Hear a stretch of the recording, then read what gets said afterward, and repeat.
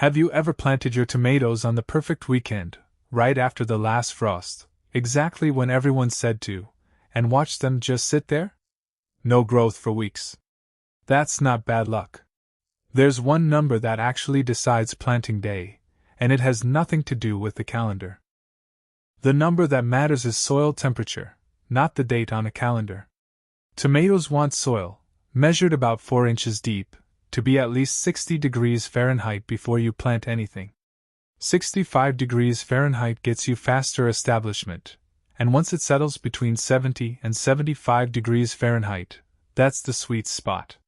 Pair that with nighttime air staying reliably above 50 degrees Fahrenheit, and you've got your real planting window. Grab a simple soil thermometer. It's the one tool that actually tells you when to go.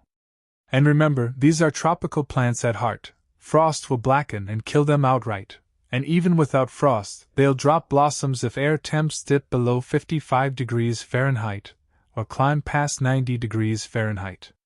Once they're in, they still want 6 to 10 hours of sun a day, with a little afternoon shade if you're somewhere brutally hot. First, you need a healthy transplant. Look for deep green leaves and stocky, short plants. Skip anything wilted or with yellow leaves, and check that the soil in the pot is actually moist before you buy. Pull one out of its container if you can, to make sure it's not root-bound.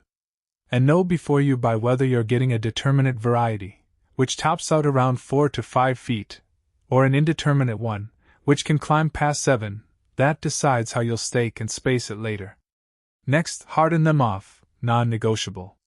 This takes 7 to 10 days. Start with about an hour outside in a shaded spot, at an hour each day, and work your way up to full sun. For at least the first couple of days, bring them in at night too. Only once the soils actually hit 65 degrees Fahrenheit, ideally 70, should you even think about the next step. Water your seedlings an hour or two before you plant, so the root ball's not stressed. Then pick a cloudy day, or wait for late afternoon or evening. It just cuts down on transplant shock. Dig your hole deeper than the root ball, and set your plant up for the season right there.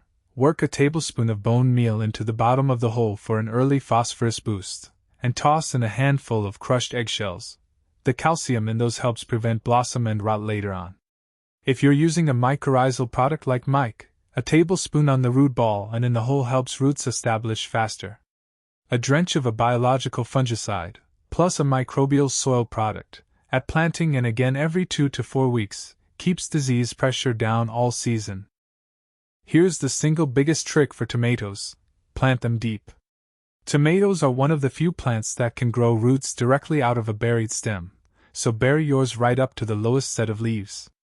That buried stem turns into extra root mass, and more roots means better water uptake all season long, compared to a plant dropped in at the same depth it came in the pot. Space your plants 1.5 to 2.5 feet apart, water generously right after planting, and then mulch, about an inch of organic mulch to start. Once the plants are established and bigger, build that mulch layer up to 3 or 4 inches. It holds moisture and keeps the soil temperature you work so hard to hit nice and stable. Don't panic if you see some wilting during the hottest part of the afternoon in that first week or two. That's totally normal, while the roots are still establishing. The real sign your plant actually needs water is if it's still drooping once things cool off in the evening. That's when you give it a deep watering at the base. Once your plants are established, settle into a regular watering and feeding rhythm, and keep an eye on them as the season goes. Get the soil temperature and the planting depth right, and you've set yourself up for your best tomato harvest yet. If this helped, subscribe. We're working through the whole tomato growing season next.